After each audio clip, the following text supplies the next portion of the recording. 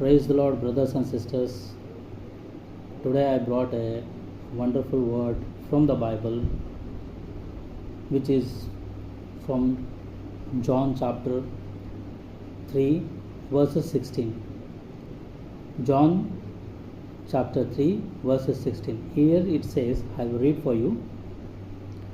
For God so loved the world that He gives only begotten Son, that whosoever believes in Him should not perish but have everlasting life. Here the Bible says that God so loved the world that He gave His only begotten Son, that whosoever believes in Him should not perish but have everlasting life.